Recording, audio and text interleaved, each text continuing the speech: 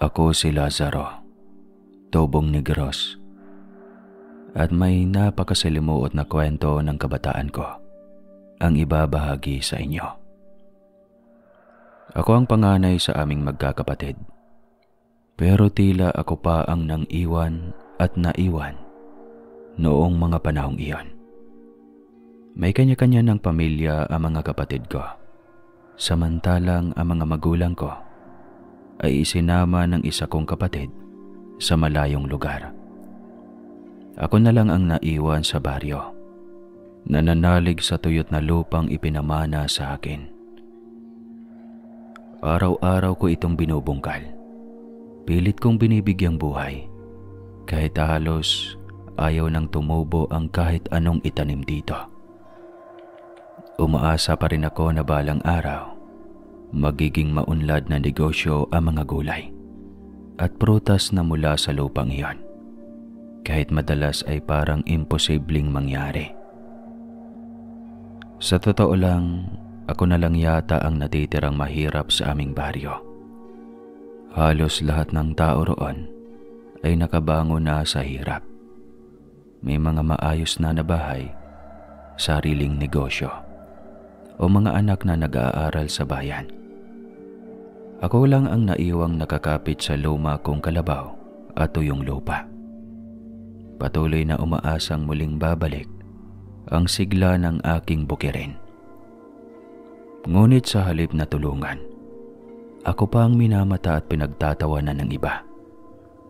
Ang mga kapitbahay kong dati kapwa ko rin nagbibilad sa araw, ngayon ay pasimpleng lumilingon at nagsasabing sayang daw ako. Isang magsasakang hindi marunong sumabay sa agos ng panahon. Marami ang nagsasabi na bibilhin na lang daw nila ang lupa ko. Sabi nila, para raw tulong na rin sa akin. Ngunit sa tuwing naririnig ko iyon, parang tinataga ang puso ko. Kahit gaano pa kalaki o nakakasilaw ang halaga ng pera, hinding-hindi ko ipagpapalit ang lupang ito. Lalo pat alam kong may ibang dahilan ang gusto nilang mangyari. Ang putulin ang punong balete sa bukana ng lupain ko. Pinapaniwalaan nilang malas daw iyon. Marami ang nagsasabi na doon daw nagmumula ang kamalasan ko sa buhay, dahil daw sa mga nilalang na nakatira roon. Hindi naman sa hindi ako naniniwala, dahil alam kong may mga nilalang talaga sa balete. Pero kahit kailanman ay hindi ko sila iniistorbo, sapagkat sigurado akong bago pa man ako isinilang ay naroon na sila. Kaya nare-respeto ko sila. Sa totoo lang din, parte na ng kabataan ko ang punong iyon. Doon ako madalas magpahinga kapag pagod na sa pagbubungkal. Doon ako nagkukublay kapag umuulan. Hindi ko rin kailanman pinapaniwalaang sila ang dahilan ng kamalasan ko. Wala naman akong ginagawang masama o anumang ikakagalit nila. Kaya't bakit ko naman sila pagbibintangan? Malas na nga ako kung tawagin sa baryo. Engkanto pa raw kong minsan. Sinasabi pa nila na kaya daw ayaw kong umalis sa lupang ito ay dahil baka engkanto na rin ako at hindi na ako ang totoong Lazaro. Kung ano-ano na lang talaga ang naiisip at idinadahilan ng mga kababaryo ko. Basta't may masabi lang laban sa akin. Minsan nga pakaramdam ko'y mas madali pa para sa kanila na paniwala ang isa akong nilalang, kaysa tanggapin na ako'y isang taong pinili lang na manatili at maniwala na may patutunguhan ang lahat ng paghihirap ko. Ang buhay ko sa baryo ay sobrang komplikado. Ang hirap gumalaw. Parang bawat hakbang ay may mga matang nakamasid. Ako na lang talaga ang naiilang na lumabas. Bawat kilos ko ay para bang pinagtatawanan. Bawat salita ko ay pinipintasan. Ramdam kong titignan nila ako na para bang ako na lang ang natitirang mahirap sa lugar na dati ay puro pawis at hirap din ang puhunan ng lahat. Minsan pa nga inaasar ako ng mga kalalakihan. Pinagtatawanan habang sinasabing linisin ko raw ang bakuran nila, ang kotse o ang sirang banyo, na para bang kayang-kaya nila akong bilhin. Naranasan ko na ring mabatuka ng mga nakakasalubong ko sa daan. Tila ba para lang iparamdam na wala na akong halaga. May mga pagkakataong tinutulak nila ako habang may dalang sako ng ani, sabay tawat kantsaw. "Oh, Lazaro, baka naman engkanto ka nga, kaya di tumutubo ang mga tanim mo," sabi ng isa, habang ang iba na may nagbubulungan at naghahagikgikan. Minsan kapag bumibili ako sa tindahan, bigla na lang akong uunahan kahit ako na ang nauna sa pila. Kapag napatingin ako, sabay nilang ibabaling ang mga mata at tatawa na parang wala lang. Sa mga piyesta naman, kapag nagkakantahan sa may plaza, madalas kong maririnig na pinagtatawanan sa likod na tinatawag akong Lazaro Engkanto o Lazaro Malas. May mga batang ginagaya pa ang paraan ng aking paglalakad. Sinasadya akong daanan para lang makatawa ang mga matatanda. Sa tuwing dumaraan ako sa tapat ng bahay ng mga kapitbahay kong may kaya, bigla silang tatahimik. Pero alam kong sa sandaling makalayo ako, may maririnig na naman akong bulong at halakhakan. Parang bawat araw, may bagong paraan sila para ipamukha sa akin kung gaano ako kababa sa paningin nila. Ngunit sa halip na lumaban, tinitiis ko na lang, sapagkat sa kabila ng lahat, alam kong wala silang karapatan. Araw ng piyesta noong imbitahan ako ng kapitan na makilahok sa salo-salo sa plaza. Sa totoo lang, ayaw ko talagang pumunta nun. Alam kong ako lang ang pinakamababang uri ng tao na naroon, habang ang iba ay magagara ang suot. May dalang mga handa at may mga ngiti sa labi. Ako na may walang maayos na damit at may kailyo pa ang mga palad. Alam ko na rin kung ano ang mangyayari kung hindi ako magiging tampulan ng pang-aasar. Tiyak na ako naman ang magiging suki ng kanilang mga panuyang tingin at tahimik na diskriminasyon. Kaya habang iniisip ko kung pupunta ba ako o hindi, ramdam kong kahit piyesta man, wala pa ring lugar para sa isang katulad kong napag-iwanan na ng panahon. Pero nung araw din na yon, sinundo ako ni Danny, ang katiwala ni Kapitan. Kababata ko rin mula pa noong kami ay mga paslit. Medyo lumakas ang loob ko nang makita ko siya, kaya nakumbinse rin akong sumama. Bitbit ang lakas ng loob at kaunting pag-asa na baka sakaling magbago ang tingin ng mga tao sa akin. "Madaming masasarap na pagkain doon, Lazaro. Magbibingi-bingihan ka na lang sa mga kababaryo natin. Ikaw naman kasi, bakit ayaw mo na lang ibenta ang mga lupa mo? Milyon na siguro ang kikitain mo riyan. Tiyak na magbabago ang buhay mo. Mukha ka pa namang matalino sa negosyo. Baka sa iyo pa umiikot ang pera. At sa bandang huli, sila pa ang magmamano sa iyo." Ayaw ko, Dan. Hindi naman sa pagmamalaki. Pero kahit mas mayaman pa sa akin ang mga tao rito, ako naman ang may pinakamalaking lupain. May pinanghahawakan ako sa lupang ito.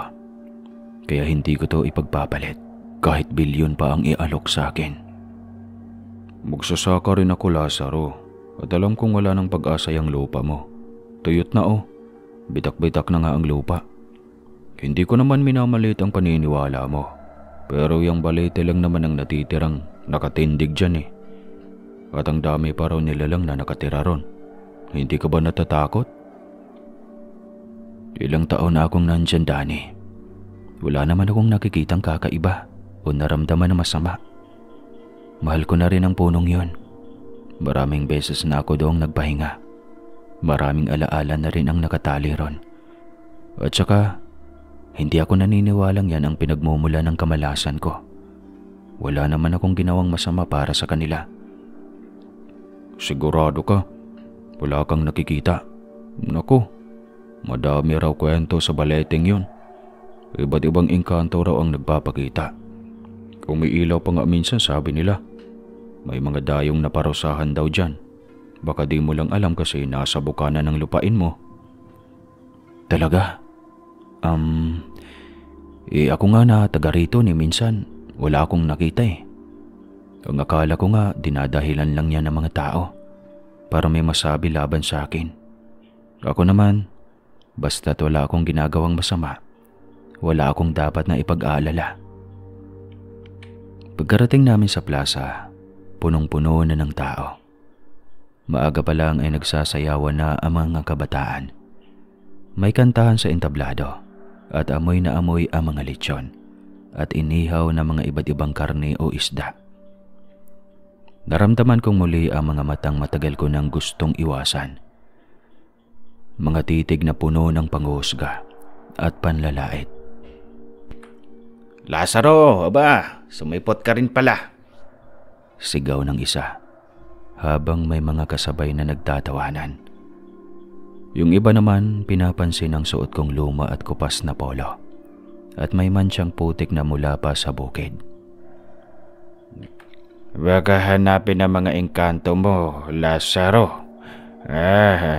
Biro ng isa pang lasing, sabay hagigik ng grupo niya. Pinilit kong ngumiti. Sabi ko sa sarili ko, huwag na lang pansinin.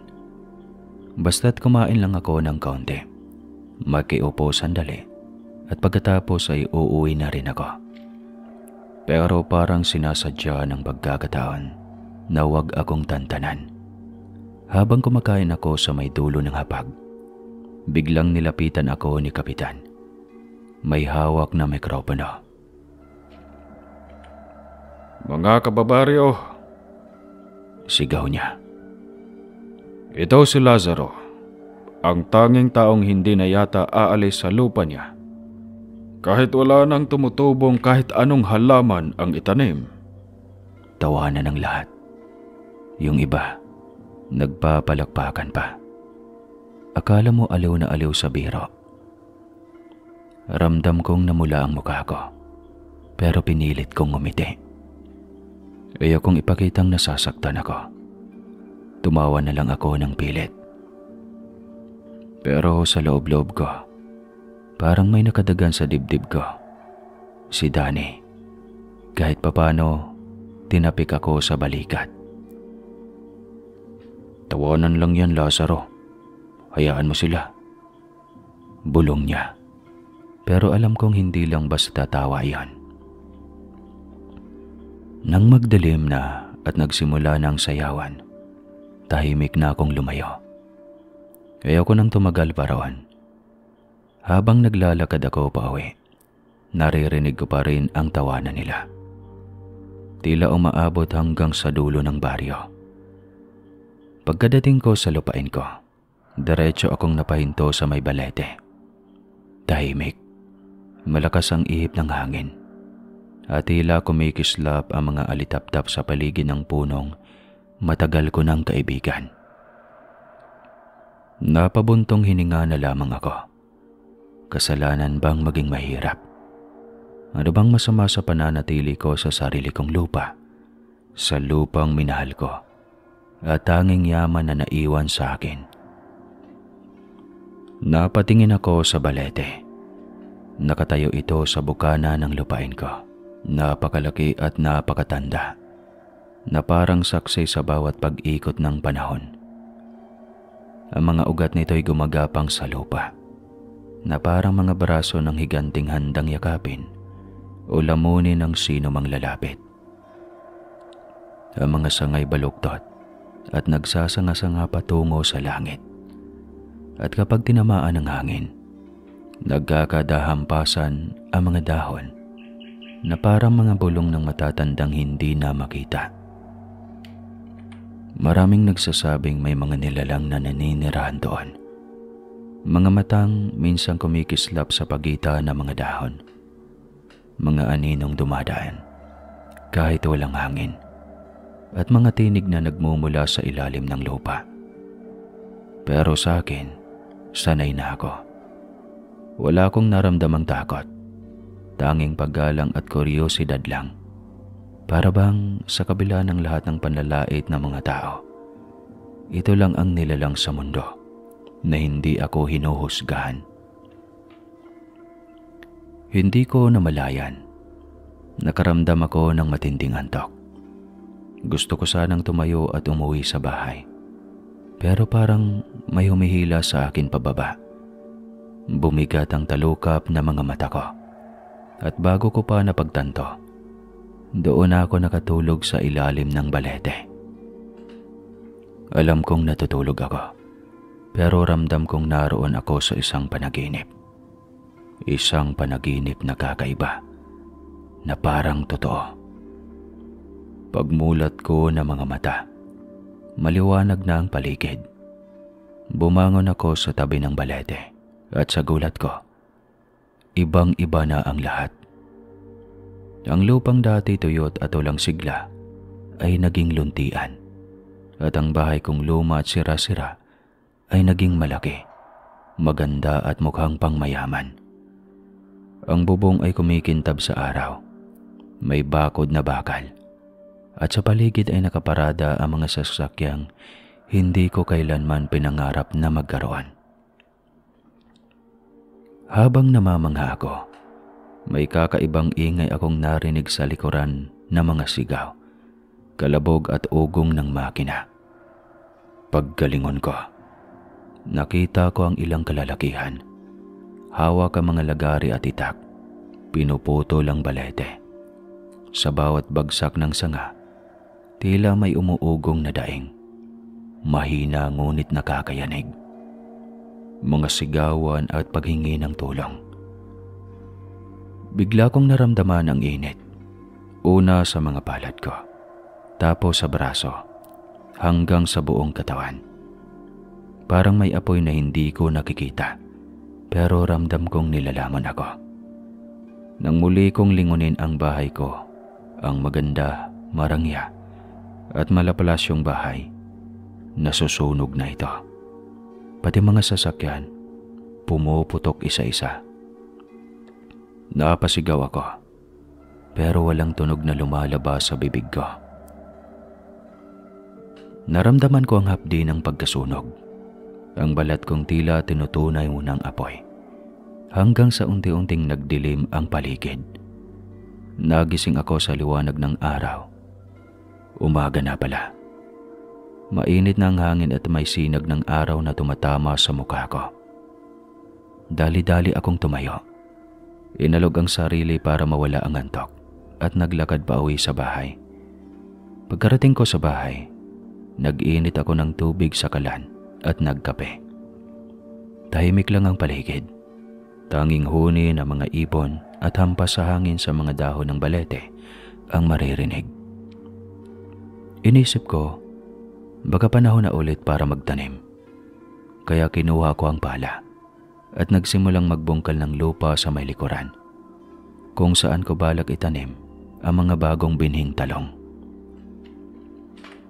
Habang nakayuko ako sa lupa, napalingon ako sa di kalayuan. Natanaw ko ang ilang kalalakihang mga kababaryo ko, kasama si Kapitan. May dala silang metro, mga papel, at tila may sinusukat sa may hangganan ng aking lupain. Nagtaka ako kung ano ang ginagawa nila roon. Kahit sariwa pa sa isip ko ang kahihiyan kagabi, pinilit kong maging kalmado. Kinuha ko ang tuwalya, pinunasan ng pawis, at nilapitan sila ng may paggalang at mahinahong boses. Magandang umaga po, Kapitan.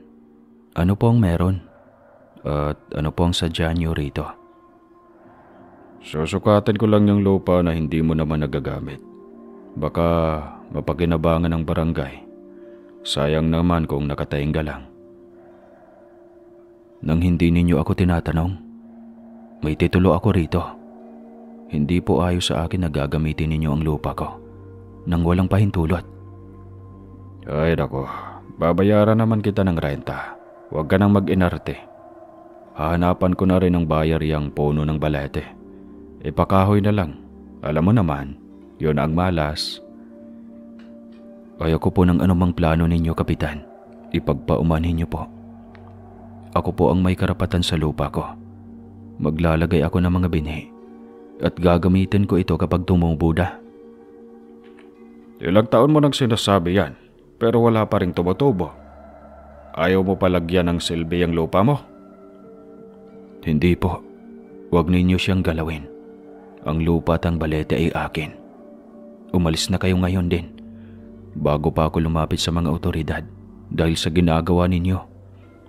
Ay, naku talaga. Mangmang ka talaga, Lazaro. Hayaan mo. May araw ka rin. Makikita mo. Natakot ako sa babala ni Kapitan. May malalim na hangin ang pagbabanta sa mukha niya. Ngunit habang umaalis sila, bigla akong napaupo sa dulo ng aking lupain at tumitig lang sa malawak na espasyo ng lupa na parang walang buhay. May pag-asa pa kaya na tubuan ng tanim ang lupain ko? Isipin niyo na lang. Ilang taon na akong nagsisilbi rito. Pinaghirapan ang bawat bakas ng paa sa lupa. Mga palad kong may mga taghiyawat ng araw at pawis. Alam kong may katotohanan sa takot. Kung pipilitin nila, may paraan silang magpabenta o magpataboy sa akin. May pondo ang barangay, koneksyon ni Kapitan, at madali nilang mahahanap ang mga taong bibili o magsasagawa ng anumang legal o illegal na hakbang.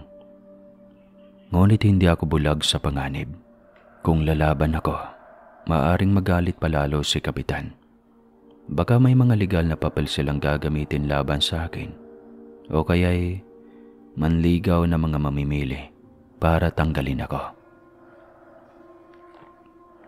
Nakatulala na lang ako. Dinadama ang hangin na dumadaloy sa paligid. Hindi ko alam kung sariwa pa ba iyon o amoy lupa na lang natuyot at pagod. Tahimik ang paligid. Tanging huni ng ibon at ugong ng hangin sa mga sanga ng balete ang naririnig. Pero sa gitna ng katahimikan, may kakaiba akong narinig. Parang bulong. Ilatag mo ang mga binhi pagdating ng ulan.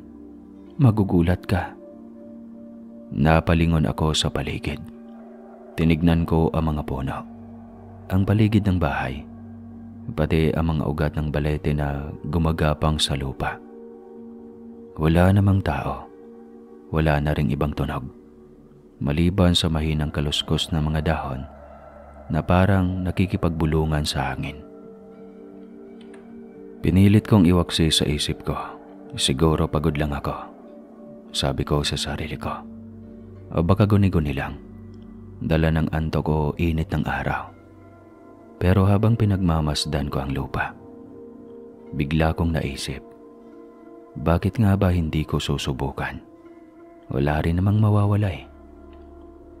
Kinuha ko ang maliit kong sako ng mga binhi na matagal nang nakatago sa loob ng bahay. Bukod sa talong, may mga ilang kamatis, sitaw at luya pa akong natitirang mga binhing minsan ko nang sinubukang itanim, pero hindi kailanman tumubo. Nilatag ko isa-isa ang mga iyon sa lupa. Maingat kong hinuhukay ng kaunti gamit ang aking kamay. Habang ginagawa ko iyon, naramdaman kong parang humihinga ang lupa. May kung anong lamig na dumaloy mula sa aking mga daliri. At tila ba kumikilos ang hangin sa paligid ng balete. Hindi ko alam kung imahinasyon lang, pero parang may nakamasid. Pagkatapos kong mailatag lahat ng binhi, napahinga ako ng malalim. Tumingala ako sa kalangitan. Mainit pa rin. Walang tanda ng ulan, pero kakaibang sigla sa loob ko. Isang bahagyang pag-asa na matagal ko nang hindi naramdaman. Sa sobrang pagod ko sa maghapon, nakaramdam ako ng matinding antok. Ramdam ko pa ang bigat ng katawan ko, lalo na matapos kong mailatag ang mga binhi sa lupa. Kaya naisip kong pumasok na muna sa bahay para magpahinga kahit sandali. Bukas pa ang lumang radyo sa may mesa. Yung radyo na madalas kong kasama sa mga tahimik na gabi. May mahinang tugtog na lumabas mula rito. Halatang mahina na ang signal. Habang nakahiga ako sa papag, unti-unti akong dinalaw ng antok. Ramdam ko pa ang tunog ng ulan sa malayo. Pero hindi ko iyon pinansin. Ilang sandali lang, nakatulog na ako ng mahimbing. Nagising na lang ako nang biglang humampas ang malakas na hangin sa dingding ng bahay. Napatingin ako sa bintana. Umuulan na pala at sobrang lakas. Ang ulan ay parang buhos ng galit ng langit. Bawat patak, dumadagong-dong kasabay ng kulog at kidlat na kumikislap sa labas. Napalingon ako sa radyo. Puro static at mahinang boses na nang nagbabalita. May bagyong paparating sa kadlurang bahagi ng Negros. Mag-ingat ang lahat ng nasa mababang lugar. Napabuntong hininga ako. Wala na akong ganang bumangon. Wala rin naman ako magagawa sa lakas ng ulan. Kaya naman huminga na lang ako muli ng malalim. Tinakpan ng kumot ang sarili. Nanalangin ng tahimik. Panginoon, sana po huwag mapinsala ang bahay ko, pati ang lupa. Sana kayanin ng mga binhi ang ulan na to. Sa labas, tuloy-tuloy pa rin ang pag-ulan. Bawat kulog ay parang nagbabadya ng panganib. At bawat kislap ng kidlat ay parang tumatama sa anino ng balete sa labas. Para bang buhay na nilalang itong nagbabantay sa gitna ng unos. Doon ako muling pumikit habang unti-unting nilalamon ng ulan ang katahimikan ng gabi. Kinabukasan, madilim pa rin ang langit. Wala pa ring tigil ang ulan at malalakas pa rin ang hampas ng hangin sa mga bubong. Parang ayaw pa talagang tumigil ng bagyo. Hindi pa rin makalabas ng bahay. Kahit ang pinto, halos hindi ko na mabuksan sa lakas ng hangin. Kaya tumambay na lang ako sa bintana. Pinagmamasdan ang labas habang umihigop ng mabilis na lumamig na kape.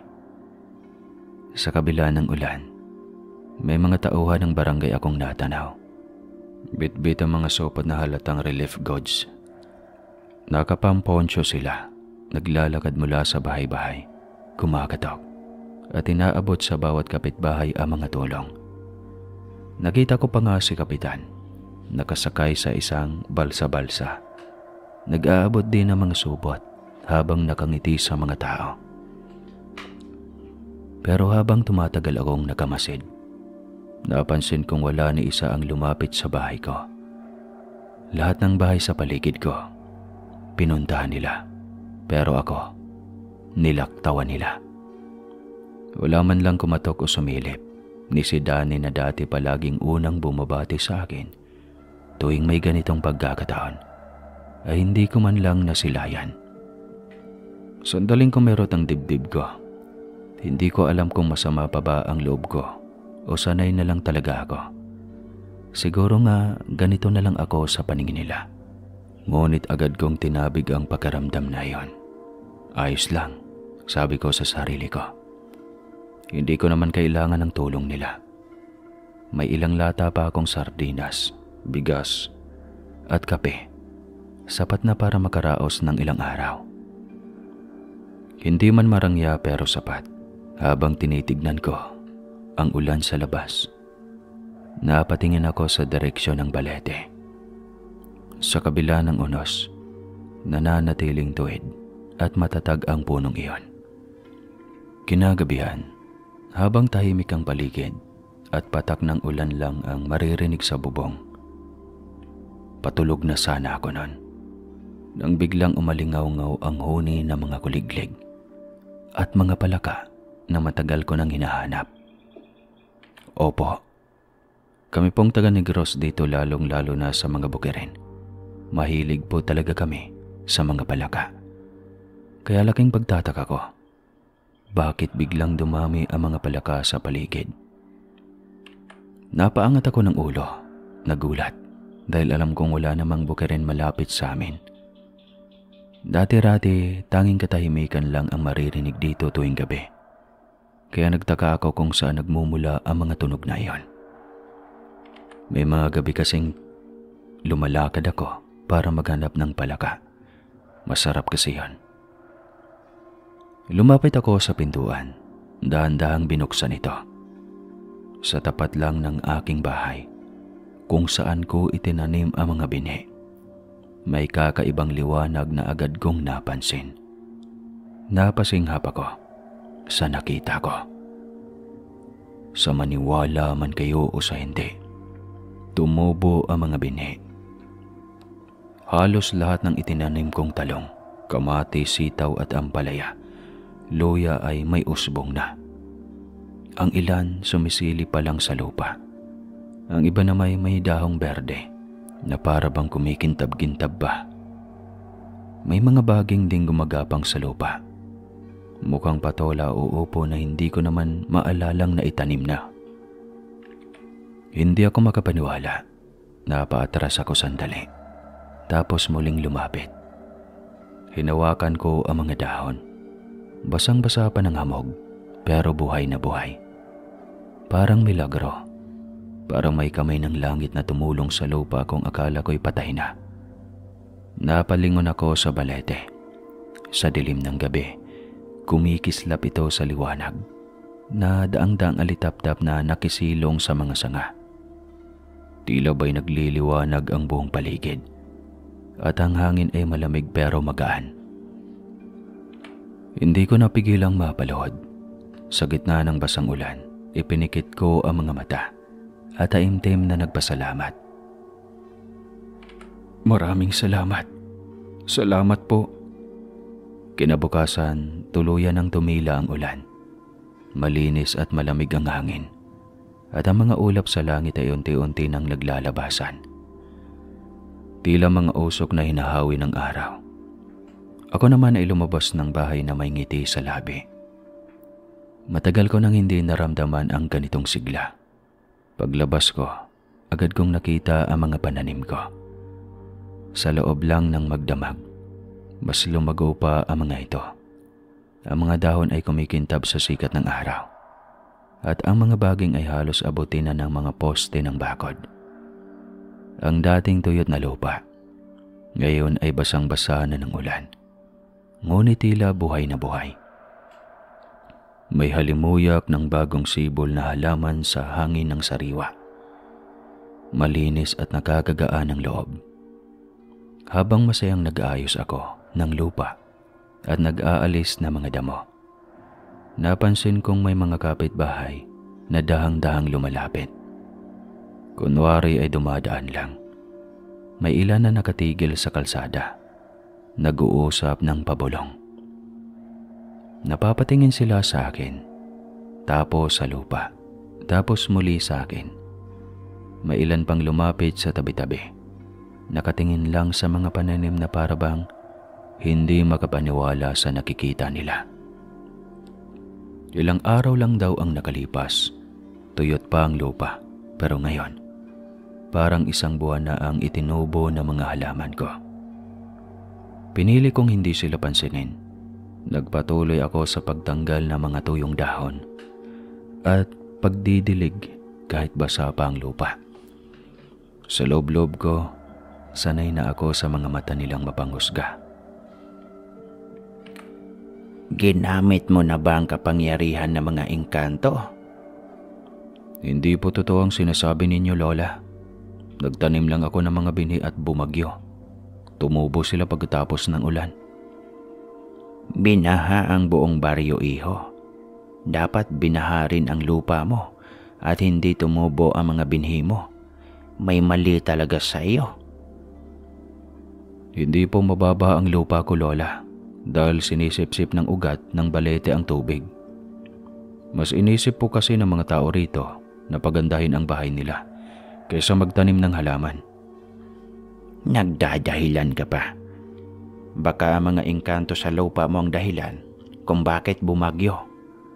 Baka kung anong malas pang idinulot ninyo sa amin. Umalis ka na rito, Lazaro. Malas ka. Kayo po ang umalis sa lupain ko. Nauubos na ang respeto ko sa inyo. Huwag ninyong pag-aalaman ang ginagawa ko. At baka may magawa akong hindi maganda. Tignan mo na. Umaakto ka na ng iba. Ipagsasabi ko sa buong baryo ang ginawa mo. Engkanto ka. Nainis talaga ako noon sa inasal ng matanda. Hindi ko na napigilan ang sarili kong magsalita. Noong wala pa ako, ang dami nilang sinasabi. Ngayong meron na ako, bakit hindi na lang sila maging masaya para sa akin? Wala na ba akong karapatang maging mahirap? Wala rin ba akong karapatang umunlad? Akala ko matatapos na ang araw na iyon nang ganoon na lang. Ngunit bandang gabi, habang natutulog ako, nang marinig kong may sumisigaw sa bakuran. Agad akong bumangon at lumabas. Doon ko nakita si Danny na papalapit. Mukhang nagmamadali. Lazaro, lumabas ka na dyan. Magtago ka. Nabalitaan ko na susunugin daw nila ang bahay mo. Wala daw makakapigil sa kanila. Ano? Bakit naman? Ano bang ginawa ko? Silang mga tao roon, malas na talagang tingin nila sa iyo. May usapan kanina tungkol sa iyo. Sinasabi nilang ikaw raw ang dahilan ng mga sigalot na nangyari noong nakaraan. Kaya plano nilang sunugin ang bahay mo para mataboy ka. Dapat alam mo nang intensyon nilang kunin ang lupa mo. Si Kapitan ang nasa likod nito. Anong gagawin ko, Danny? Saan ako pupunta? Hindi ko pwedeng iwan ang bahay na to. Basta, lumayo ka muna, Lazaro. Kasi matupo ka kasama ng bahay mo. Ito lang ang magagawa ko para sa'yo. Wala naman akong magagawang laban kay Kapitan eh. Sige, Danny. Salamat. Umalis ka na rin. Baka makita ka pa nila. Tumango na lang si Danny at dali-daling tumakbo papalayo. Ako naman, mabilis kong kinuha ang tanging pinakamahalagang bagay sa akin, ang titulo ng lupa. Tumakbo ako papunta sa dulo ng lupain, sa may kakahuyan, at doon ako nagtago. Maya-maya lang, dumating ang ilang kalalakihan na may dalang mga sulo. Wala man lang pagdadalawang isip na itinapon nila ang apoy sa bahay ko. Pinanood ko mula sa malayo kung paano nilalaman ng apoy ang mga dingding, ang bubong, at lahat ng alaala ko. Habang nagliliyab ang bahay, dapat ay ramdam ko ang galit, takot o lungkot. Pero bakit parang wala? Parang may kakaibang kapayapaan sa loob ko. Hindi ako nag-aalala, hindi ako nanghihinayang. Para bang alam kong hindi pa iyon ang katapusan ng lahat. Inantay pa ng mga kalalakihang iyon na tuluyang matupok ang bahay ko bago sila umalis. Nang masiguro kong wala na sila, bumalik ako sa nasunog kong tahanan. Tanging abo at usok na lang ang naiwan. Wala ni isang piraso ang alaala kong natira. Tahimik ang paligid, huni ng mga kuliglig at hampas ng hangin ang maririnig lang. Napaisip ako kung saan ako magpapalipas ng gabi. Wala na akong ibang mapuntahan. Wala na ring ibang lugar na ligtas para sa akin. Nilingon ko ang tanging natitirang matayog sa lupa ko, ang puno ng balete. Sa ilalim nito, tila may malamig na simoy ng hangin na bumabalot. Parang niyayakap ako ng katahimikan. Umupo ako sa paanan ng puno, nakasandal sa matigas nitong katawan. At doon, unti-unting binalot ng antok ang buong pagkatao ko. hanggang sa tuluyan na akong nakatulog. Sa gitna ng tulog ko, nanaginip ako. Sa panaginip na iyon, may kausap akong nilalang na nagliliwanag. Sobrang gaan ng kanyang presensya. Tila ba napapawi ang lahat ng pagod ko. Isa siyang lalaki, matikas, mahinahon, at parang alam ang lahat ng nangyari sa akin. Alam mo ba kung bakit hindi ka nag-aalala nang mawala ang tirahan mo? Hindi ko alam, pero bakit nga ba? Dahil may nakalaan pang mas maganda at mas matibay para sa'yo. Huwag mo nang papansinin ang kahit na sino sa baryo. Wala ka nang dapat pakinggan mula sa kanila simula ngayon. Patuloy mong alagaan ang mga tanim mo dahil mas matibay pa iyan kaysa sa kahit anong konkretong bagay na makikita mo. Mamumunga iyan ng sagana at iyan ang magpapayaman sa iyo. Huwag kang mag-alala, Lazaro. Hinding-hindi ka na nila muling masasaktan. Paano naman ako makakasiguro na hindi na nila ako gagambalain at pagplanuhan ng masama? Wala naman akong ibang mapupuntahan. Dito lang ako sa baryo. Maniwala ka sa akin, Lazaro. Basta wag mo na silang kakausapin at hindi ka na nila makilala. Ituon mo na lang pag-iisip mo sa mga pananim mo. Iyan ang magiging daan mo sa bagong simula. Pagkasabi noon ng nilalang, tila biglang lumiwanag ang paligid. Ang hangin ay naging banayad at ang mga dahon ng balete ay marahang kumikilos na parang may sariling buhay. May buhay naman talaga yun . Naramdaman kong unti-unting gumagaan ang pakaramdam ko. Bago tuluyang maglaho ang liwanag, muli siyang nagsalita. Paggising mo, Lazaro, magbabago ang lahat. Huwag kang matakot sa mga hindi mo maipaliwanag. Ang lahat ng ito ay kabayaran sa kabutihan at pagtsatsaga mo. Tandaan mo, hindi ka nag-iisa. Pagmulat ng mga mata ko, umaga na. Sariwa na ang hangin at tila mas berde ang paligid kaysa sa dati. Paggalingon ko, hindi ko na agad nakilala ang lupain ko na parang bago, parang nabuhay muli. Sa di kalayuan, nakita ko ang mga tanim kong mabilis na lumago. Parang ilang linggo na ang itinagal, gayong isang gabi pa lang ang lumipas. Naglakad ako papunta sa bayan para bumili ng makakain. Habang binabaybay ko ang daan, ramdam ko ang mga matang nakatingin sa akin, hindi na tulad ng dati na may pang-uuyam, kundi may halong pagtataka at pagkamangha. Pagkarating ko sa palengke, halos lahat ng tao may alam na sa nangyari sa lupain ko. Naririnig ko pa ang mga bulungan ng mga tendera at tenderong nagkakatinginan habang dumadaan ako.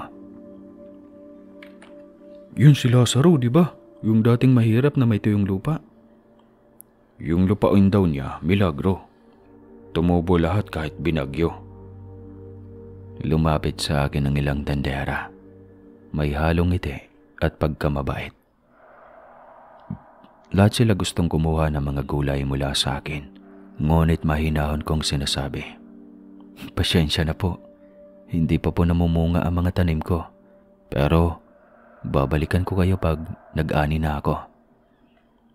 Pagkatapos kong mamili, nag-aalinlangan pa akong bumalik sa baryo. May takot pa rin ako sa dibdib ko. Takot na baka nandun pa rin ang mga taong gustong saktan ako. Pero naaalala ko ang sinasabi ng nilalang sa aking panaginip. Kaya pinili kong maniwala. Tahimik lang akong naglakad pa uwi. Hindi ako tumitingin o bumabati sa kahit sino. Kahit pa si Danny na nakita kong nakatayo sa tapat ng tindahan. Dumiretso lang ako sa lupa ko. Diretsong umuwi. Diretso sa mga tanim ko. Pagkarating ko roon, agad kong inasikaso ang mga halaman. Wala naman akong naramdaman na pagod kahit maghapon akong kumikilos. Tila ba may kakaibang lakas na dumadaloy sa katawan ko. Habang pinagmamasdan ko ang mga dahon na kumikintab sa ilalim ng araw, hindi ko mapigilang mapangiti. Nang lumalim ang gabi, nagpasya akong manatili sa ilalim ng balete. Doon ako humiga, nakatingin sa mga sanga nitong tila nagbabantay sa akin. Umusal ako ng maikling dasal na sana wag umulan para hindi ako mabasa. At bago ko namalayan, unti-unti na namang pumipikit ang mga mata ko habang humahaplos ang malamig na hangin ng gabi. Kinabukasan, laking gulat ko nang masilayan ko ang mga pananim ko. May mga bulaklak na. Hindi ako makapaniwala na parang kailan lang ako nagtanim. Ang mga dahon ay luntian at makintab, at ang mga tangkay ay matitibay na parang mga punong matagal nang nakatanim. Napailing ako sa gulat at tuwa, pero kasabay nun ay may halong kaba. Baka mapansin na naman ng mga tao sa baryo at pag-uusapan na naman ako. Kaya kung maulit ang nangyari. Kaya buong araw kong pinagtuunan ng pansin ang paggawa ng bakod sa bungad ng lupa ko. Pinagpatong-patong ko ang mga kawayan. Tinalian ng lubid at sinisigurong walang makakasilip doon. Pawis na pawis ako sa maghapon, pero hindi ko iniinda.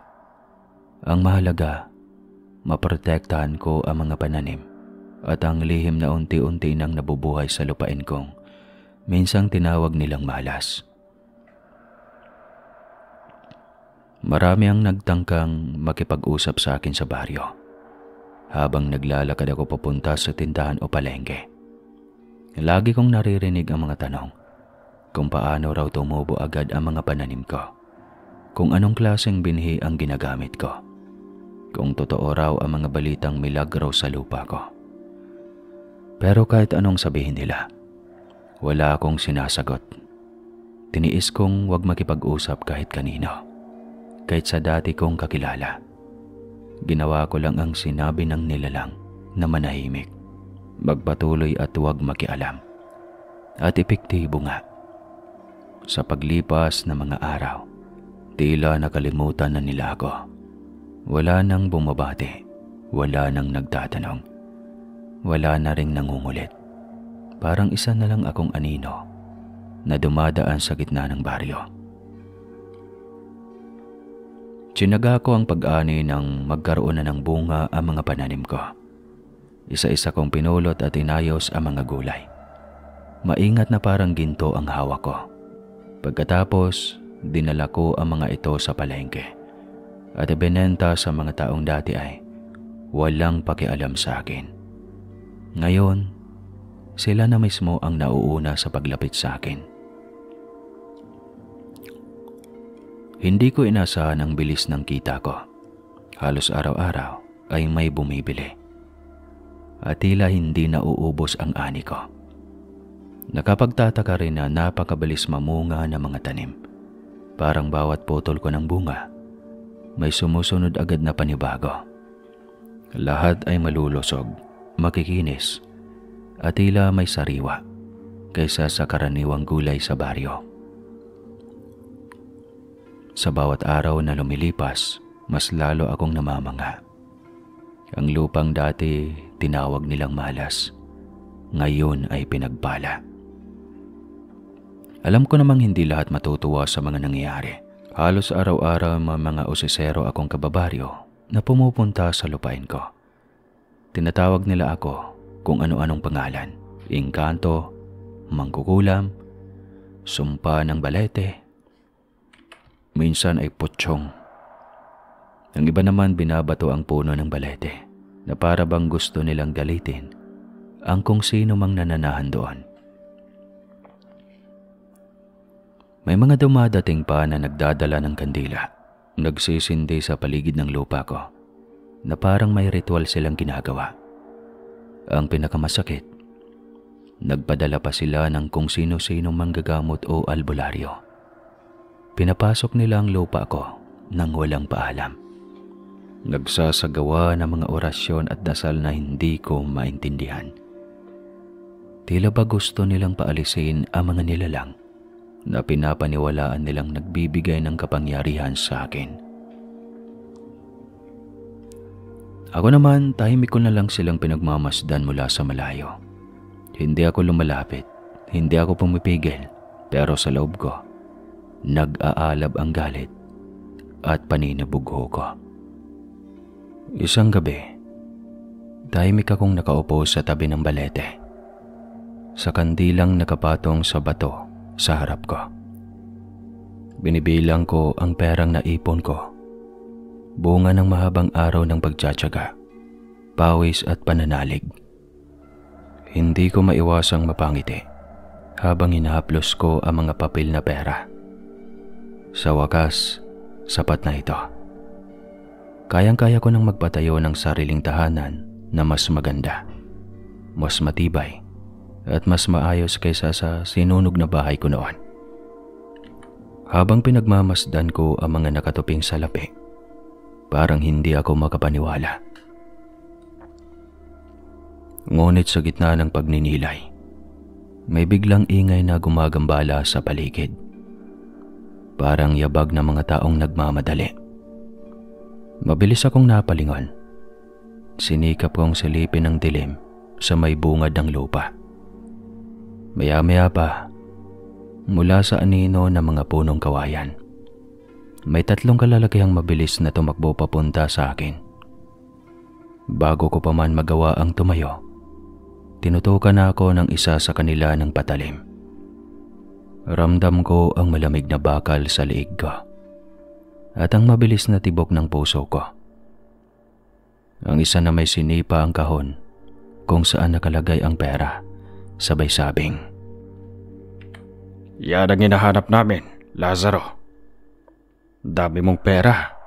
Akala mo matatakasan mo ang malas mo?" Wala akong nasabi. Para akong nanigas, nakatitig lang sa kanila habang isa-isa nilang kinukuha ang mga perang pinagpaguran ko. Ang kandila ay halos mamatay na sa hangin at sa mahinang liwanag nito, nakita kong may pamilyar sa mukha ng isang parang taga-baryo. Pero hindi ko masigurado. Pagkatapos nilang kunin ang lahat, itinulak nila ako pabagsak sa lupa. Naramdaman ko ang matulis na bato sa likod ko at ang sakit ay parang sinaksak ang dibdib ko ng mas malalim kaysa sa patalim na hawak nila. Nanatili akong nakahiga sa lupa, nakatingin sa kalangitan na natatakpan ng mga sanga ng balete. Wala akong marinig kundi ang tibok ng puso ko at ang pagaspas ng mga dahon. Hindi ko alam kung iiyak ba ako o tatawa sa kabalintunaan ng lahat. Pinaghirapan ko ang lahat at sa isang iglap, nawala. Bakit niyo ba ibinibigay sa akin kung babawiin niyo din naman? Bakit niyo pa pinapalasap sa akin ng isang bagay na mawawala din kaagad? Nasambit ko iyon habang rumaragasa ang luha ko sa mga mata. Ramdam ko ang bigat sa dibdib. Parang lahat ng sakit, pagkadismaya at pagod ay sabay-sabay na bubunghos. Napahiga ako sa malamig na lupa. Hinayaan ko na lang ang luha na tumulo sa gilid ng aking mga mata. Habang nakapikit ako, naramdaman kong unti-unting lumamig ang paligid at may kakaibang katahimikan na bumalot sa akin. Hindi nakakatakot, kundi parang mapayapang yakap. Dahan-dahan kong iminulat ang aking mga mata at laking gulat ko nang makita kong wala na ako sa ilalim ng balete. Ang paligid ay napakaputi. Tila ulap na sinag ng araw ang nakapaligid. Sa gitna nito, may isang nilalang na nagliliwanag. Ngunit ngayon, hindi na siya pawang liwanag lang. Unti-unti kong nakikita ang anyo niya. isang lalaking may maamong muka. Hindi ka ba masaya sa mga bagay na meron ka, Lazaro? Lahat ng yan, bunga ng sarili mong pagsisikap. Ano ang ikakasaya ko? Wala namang nangyayari sa mga pinaghirapan ko. Laging dalang kamalasan ang dumarating sa buhay ko. Hindi kamalasan ang tawag dyan.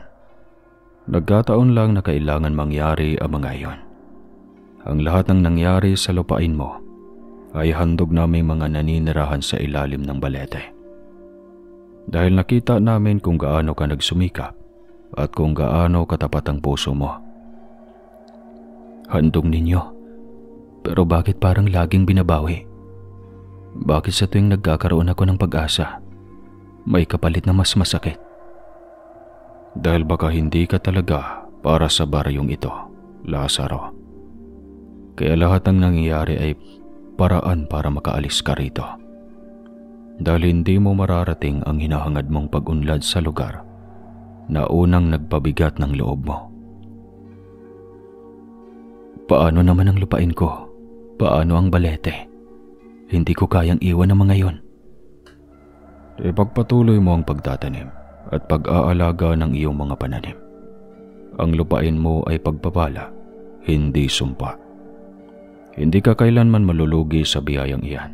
At tandaan mo, sino mang manghahamak, sisira o lalapastanganan sa balete ay tatanggap ng kaparasahan na sila mismo ang humiling.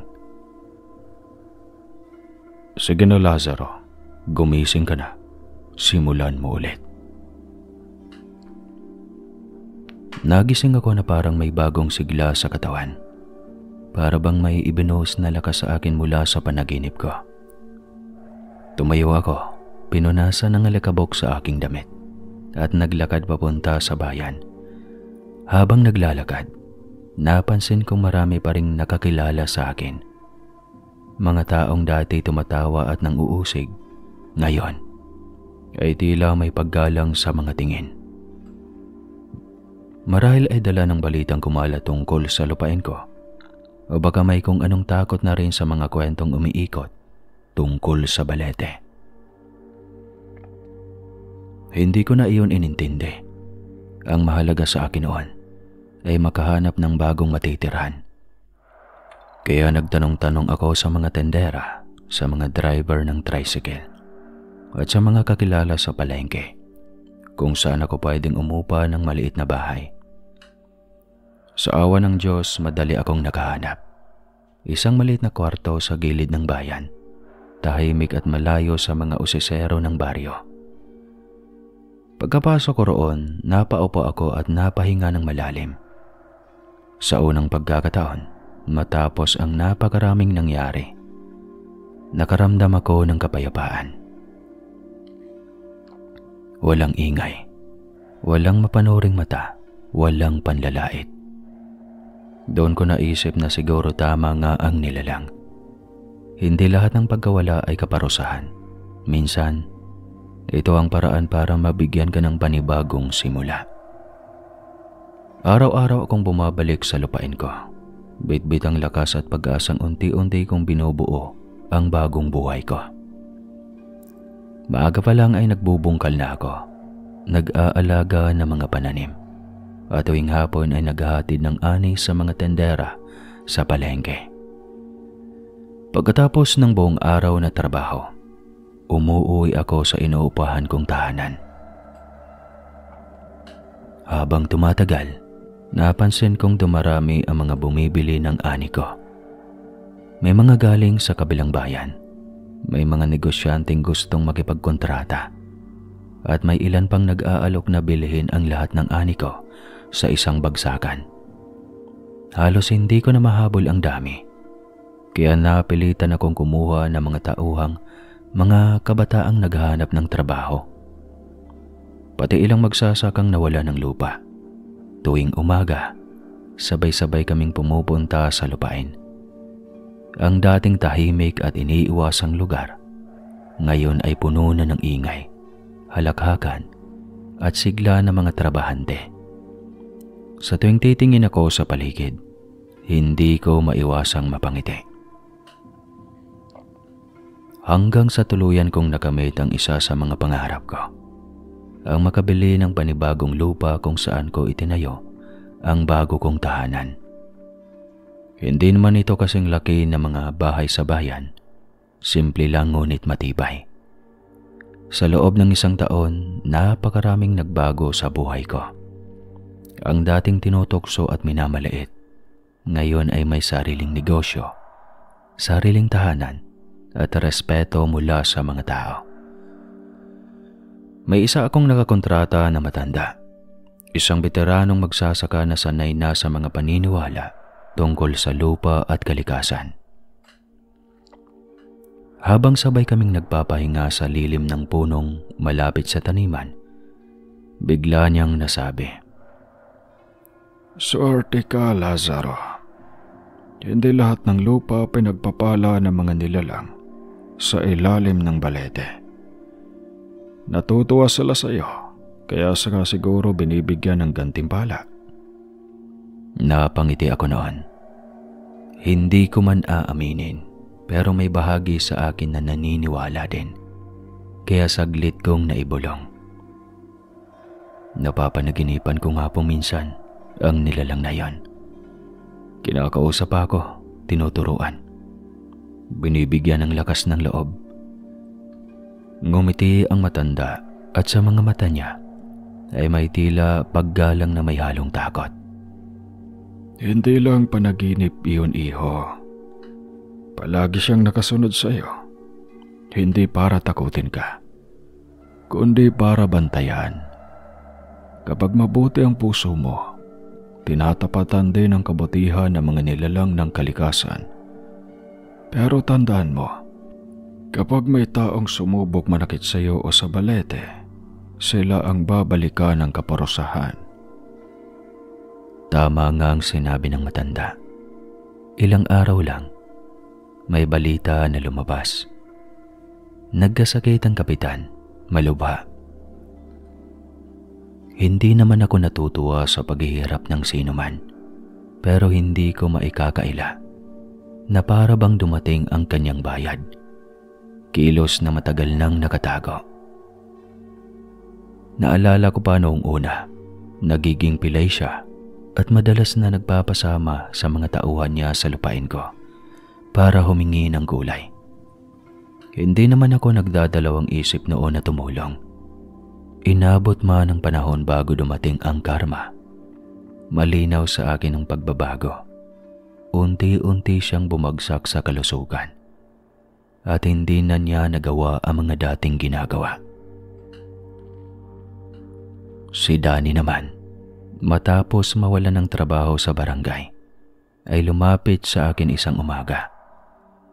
Nahihiya pa siya noong una, pero naglakas loob din. "Lazaro, kung maaari, baka pwede mo akong kunin bilang tauhan mo. Kahit anong trabaho, gagawin ko."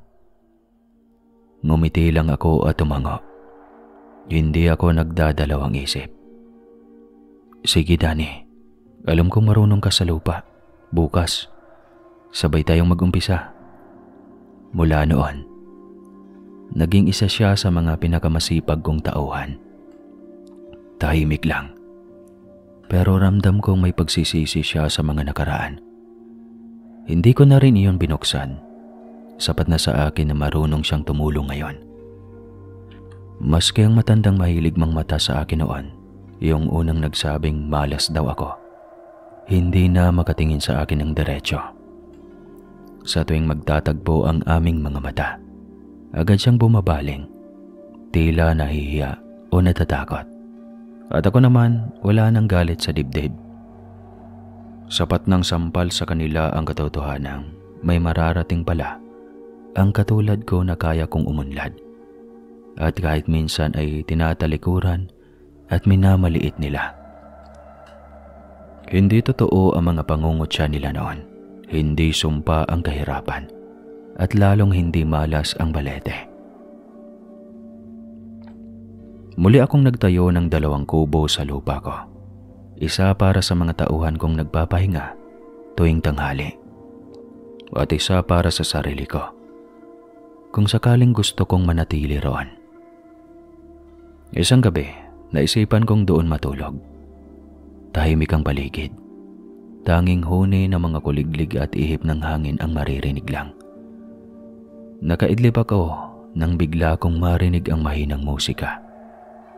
Parang awitin na nanggagaling sa malayo. Dahan-dahan akong bumangon at sinipat kung saan iyon nanggaling. Pero wala akong makita hanggang sa mapansin ko ang balete sa dulo ng lupain ko. Parang sumasayaw-sayaw ito sa hangin at nagliliwanag ang paligid nito dahil pa rin sa mga alitap-tap na tila may sariling galaw. May halimuyak din akong naaamoy. Kakaiba. Mabango. Parang inaakit ako. Napahakbang ako papalapit. Hinahayaan kong dalhin ako ng amoy at ng musika hanggang sa makalapit ako sa likod ng puno. Doon, nakita ko rin siya. Ang nilalang na laging nag-aanyong liwanag sa mga panaginip ko. Ngunit sa pagkakataong ito, gising ako. At totoo ang lahat ng nasa paligid ko. Bakit ka nandyan? Tinatawag mo ba ako? Totoo ka ba? Oo, Lazaro. Sa wakas, nagkita rin tayo sa totoong buhay. Pero bakit nung una? Sa panaginip lang kita laging nakikita. Ano ka ba talaga? Hindi ako nagpapakita sa iyo noon dahil hindi ka pa naniniwala sa amin. Sa katunayan, marami kaming naninirahan dito sa Balete. Ngunit ako lang ang lumabas upang makipag-usap sa iyo. Hindi naman sa hindi ako naniniwala. Alam kong may mga nilalang na nakatira sa Balete. Ayaw ko lang kayong pag-usapan bilang respeto na rin. Bueno, masaya kaming lahat sa narating mo, Lazaro. Alam naming hindi kami nagkamali ng tinulungan ka namin. Maraming salamat sa hindi mo pagtalikod sa lupa at sa paulit-ulit mong pagligtas sa punong ito. Gusto mo bang makita kung ano ang itsura ng tahanan namin? Walang anuman po, pero kapag pumayag ako, makakabalik pa ba ako sa mundong ito? Oo naman, hindi kita kukunin. Gusto ko lang ipakita sa iyo ang mundo at buhay sa loob ng Balete. Medyo nag-aalinlangan ako noong una. Pero sa kabila ng takot at pag-aagam-agam, inabot ko rin ang kanyang kamay. Mainit iyon. At sa mismong pagdampi ng palad niya sa akin, biglang nag-iba ang lahat. Parang nilamon kami ng liwanag. Maliwanag na hindi nakakasilaw, kundi nakakapawi ng pagod at lungkot. At sa isang iglap, dinala niya ako sa isang lugar na hindi ko maipaliwanag.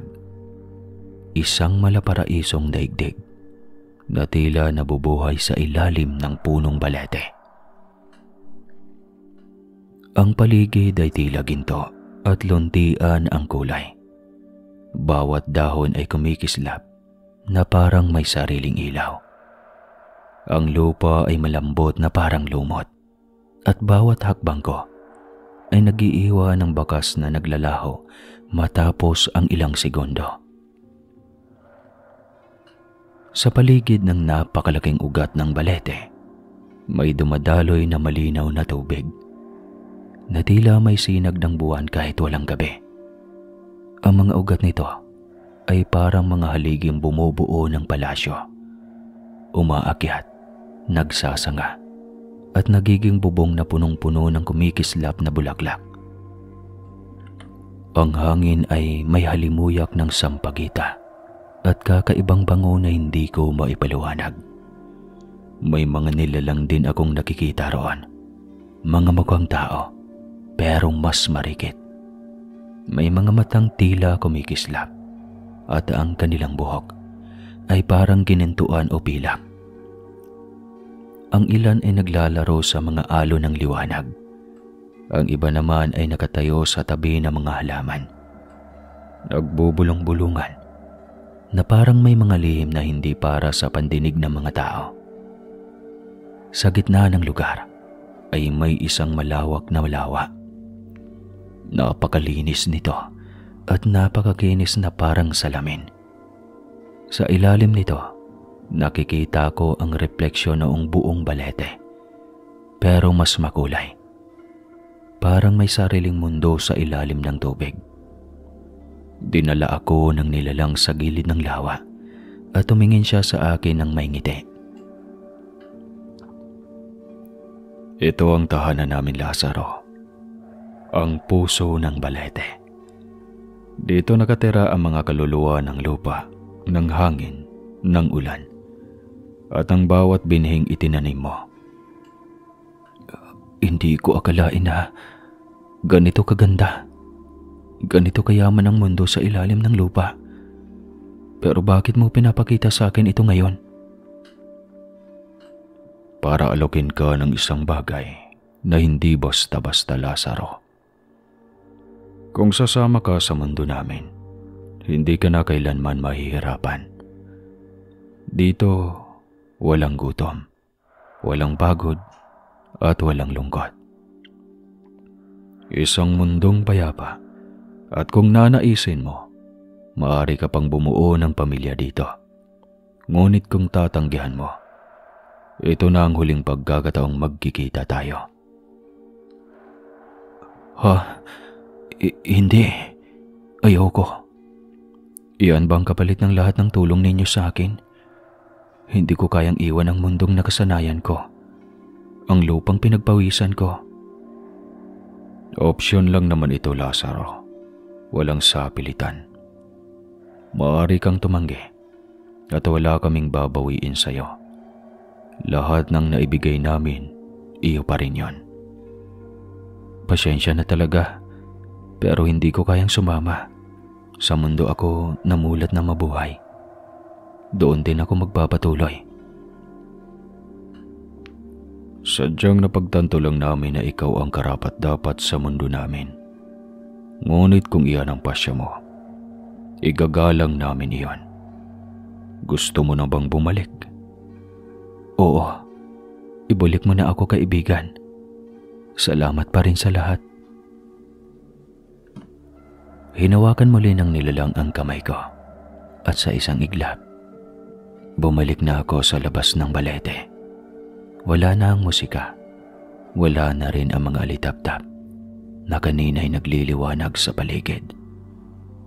Tahimik na ang paligid. Tanging hampas na lang ng hangin ang naririnig ko.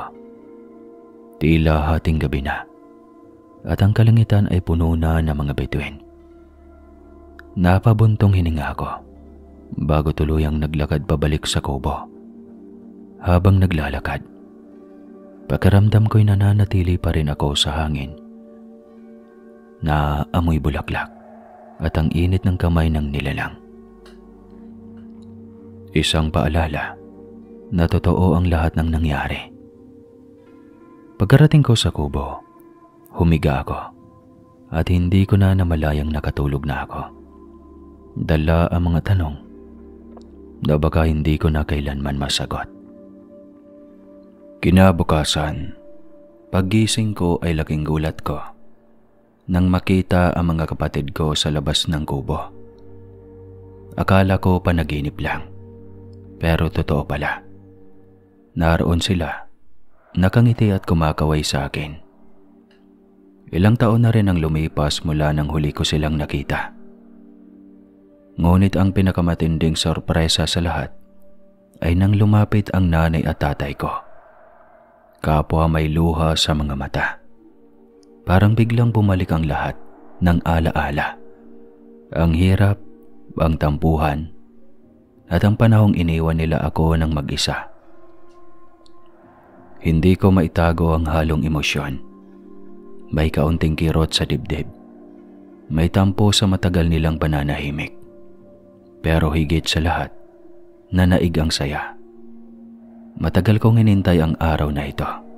na muli kong makasama ang pamilya ko at makita nilang maayos na ako. Hindi na iyong Lazaro na dating kawawa at walang-wala. Humingi sila ng tawad sa akin sa mga panahong pinabayaan nila ako, sa mga pagkakataong hindi nila ako nasamahan nang ako'y nasa ilalim. Tahimik lang akong nakikinig. Ramdam ko naman sa tinig nila ang pagsisisi. Kaya hindi ko na rin nagawang magalit. Matapos ang maikling pag-usap, nagyaya akong kumain na. Nagtulong-tulong kami sa simpleng salo-salo sa kubo. May halakhakan, may kwentuhan. At matagal ko nang hindi naramdaman ang ganitong kasiyahan. Pagkatapos naming kumain, dinala ko sila sa aking lupain. Ipinakita ko ang mga tanim kong dati halos wala pang usbong. Ngayon ay hitik na sa bunga, malulusog at tila mas masigla pa kaysa sa dati. Habang pinagmamasdan nila ito, napansin kong napapangiti ang tatay ko.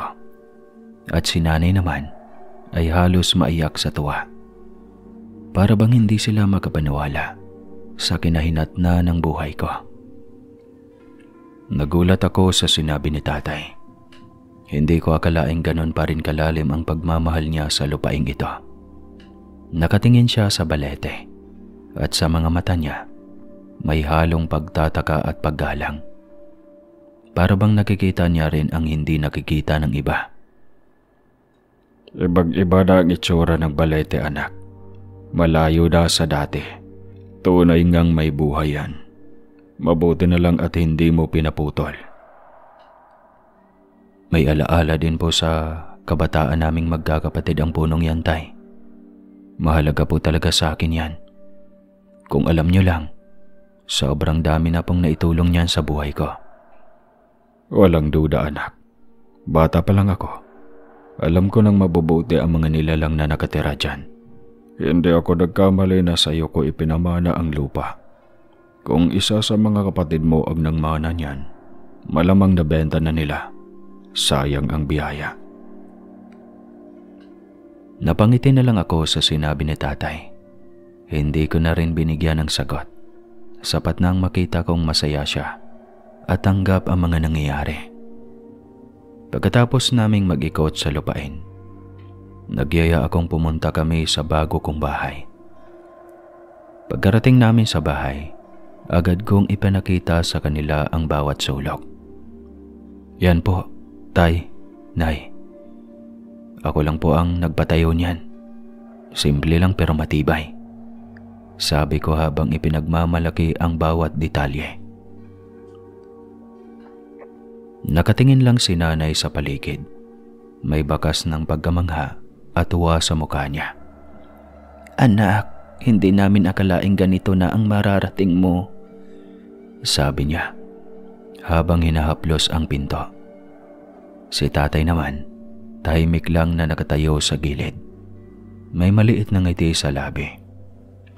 At bakas din sa mga mata niya ang labis na pagmamalaki. Pinaghirapan ko po ang lahat ng ito, nay, tay. Pero kung hindi dahil sa lupa at sa mga biyayang ibinigay sa akin, baka hanggang ngayon, nasa wala pa rin ako. Sabi ko habang pinagmamasdan silang pareho. Dumalas na ang pagdalaw nila sa akin. Halos linggo-linggo ay naroon si nanay at tatay at maging ang mga kapatid ko. Naging mas masigla ang bawat araw ko simula noon. Hindi na ako katulad ng dating laging mag-isa at tahimik. Ngayon, may halakhakan na sa paligid. May mga taong naghihintay sa akin sa hapag at may mga kamay na handang tumulong. Tuloy-tuloy din ang takbo ng negosyo ko. Wala ni isang araw na pumalpak ang ani at tila mas lalo pang lumalago ang lupa.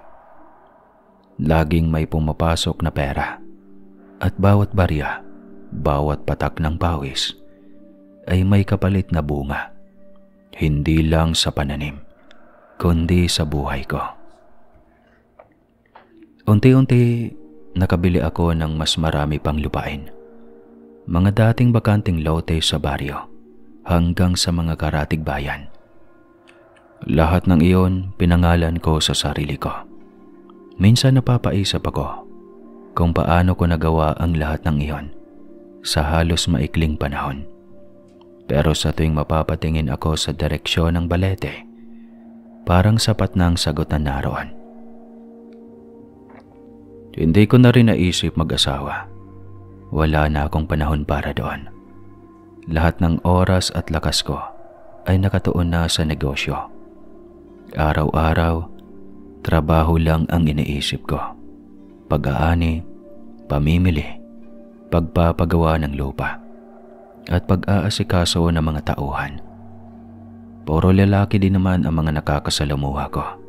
Kaya siguro hindi ko na rin nabigyan ng pagkakataon ng sarili na magmahal o bumuo ng pamilya. Kapag minsan ay nasasabik ako sa presensya ng mga bata, hinihiram ko na lang ang mga pamangkin ko. Sila ang nagsisilbing saya sa mga panahong tahimik ang bahay ko. Sa kanila ko rin winawaldas ang pera ko. Binibilhan ko sila ng mga kung ano-ano, laruan, ng damit. Basta kung ano-anong gusto nilang pagkain, lahat na ibibigay ko. Parang sa tuwing nakikita ko silang masaya, nabubuo ulit ang bahagi ng sarili kong matagal ng tahimik. At sa isip-isip ko, balang araw, sa kanila ko ipapamana ang lahat ng meron ako. Ang mga lupain, ang negosyo, pati na ang lupang tinubuan ng lahat ng pagbabago sa buhay ko. Hanggang ngayon, minsan napapaisip talaga ako. Napakahiwaga ng lahat ng nangyari sa buhay ko. Kung iisipin, parang imposible. Paano nga ba ako nakaabot sa ganitong estado? Paano naging madali ang mga bagay na dati ay tila napakahirap abutin? Hanggang ngayon, hindi ko pa rin lubos maisip kung lahat ng narating ko ay dahil sa sarili kong tiyaga o dahil talaga sa tulong ng nilalang na nakikilala ko noon sa ilalim ng Balete. Kapag nag-iisa ako sa lupain, madalas kong titigan ang mga tanim.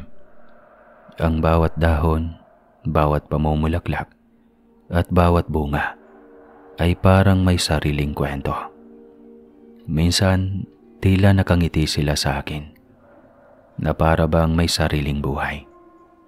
Naiisip ko tuloy, baka nga totoo ang sabi ng mga matatanda na kapag may mabuting puso ang nag-aalaga sa lupa, sinusuklian siya ng mga nilalang na nananahan dito. Isang magsasaka lang ako noon na halos parang walang pag-asa. Pero ngayon, may sarili na akong bahay, lupa at kabuhayan. Ilang dekada maral ang gugugulin ng isang normal na magsasaka para yumaman sa pagtatanim ng gulay. Hindi biro ang pagod, pawis at oras na ginugugol sa lupa. Minsan pa nga kahit gaano mo pinaghirapan, wala ka pa ring makukuhang maganda. Pero para sa akin, parang biglang gumaan ang lahat. Ang dating lupang tuyo at walang sigla, ngayon ay laging luntian at namumunga ng hitik, at tila hindi nauubusan ng biyaya. Tuwing naiisip ko iyon, bumabalik sa alaala ko ang gabing unang nagpakita sa akin ng nilalang mula sa Balete. Ang liwanag na nagmumula sa kanya, ang kanya mga salita tungkol sa pag-asa, ang paalala na huwag matakot sa mga pagsubok. Baka nga siya ang dahilan kung bakit hindi ako kailanman sumuko. Baka siya ang patuloy na nagbabantay sa akin kahit hindi ko na siya nakikita. Ngayon, sa tuwing dumaraan ako sa harap ng Balete, humihinto ako sandali. Tinitignan ko ito at napapangiti. Kung hindi dahil sa puno na yon, marahil iba ang buhay ko ngayon. Isa itong paalala na may mga bagay sa mundong hindi natin kailangang lubos na maintindihan para lang paniwalaan. Sapat na ang makita mong gumagana, nagbibigay, at patuloy na nagdadala ng kabutihan sa iyong buhay. Pinaganda ko ang paligid ng Balete, isang bagay na matagal ko nang gustong gawin noon pa man. Pinapalinisan ko ang mga ligaw na damo sa paligid nito. Ayaw kong may makasira sa ganda at katahimikan ng puno na naging saksi sa lahat ng pinagdadaanan ko. Nilagyan ko rin ng mataas na bakod, hindi para itago ito, kundi para protektahan mula sa mga osesero kong kababaryo. Mga taong dati walang ginawa kundi pintasan at husgahan ang Balete. Gusto kong ipakita na hindi ito isang puno na dapat katakutan o pagdudahan. Isa itong banal na lugar para sa akin. Isang tahanan ng mga nilalang na sa tingin ko, tumulong sa akin noong mga panahong wala akong kakampi.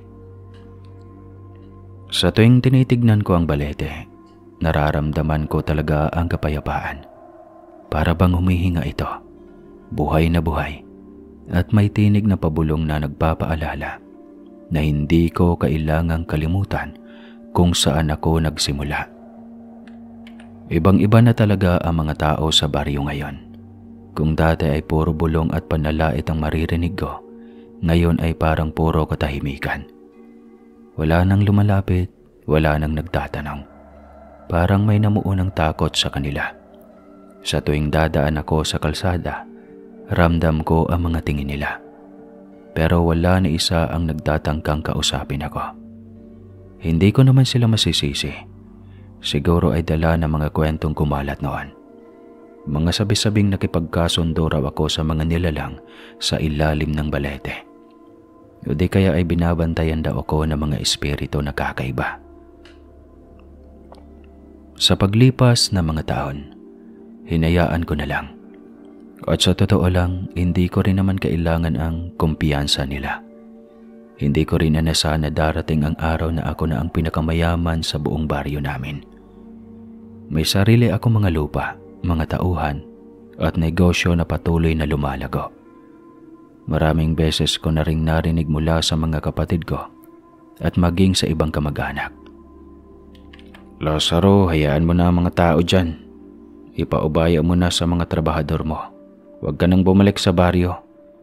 Pero paano ko naman magagawang talikuran ang lugar na pinagmulan ko?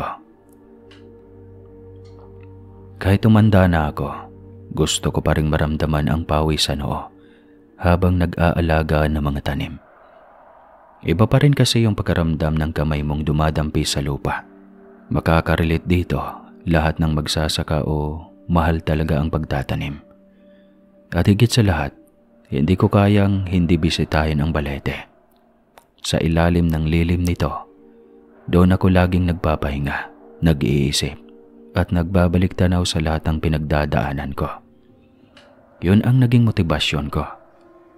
Minsan, umiihip ang hangin at naririnig ko ang tila mga bulong. Para mga tinig na nagbabantay at nagsasabing, "Nandito lang kami." Nangako din ako sa sarili ko at mahigpit kong bilin sa aking mga pamangkin na kailanman ay huwag pababayaan ang Balete. Huwag itong hayaang malanta.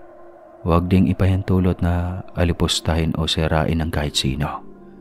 Kapag dumating ang araw ng aking kamatayan, tanging isa lang ang hiling na iniiwan ko sa kanila, na sa lilim ng Balete ako ibuburol, upang sa huling sandali ng aking buhay ay makapiling ko pa rin ang punong Balete.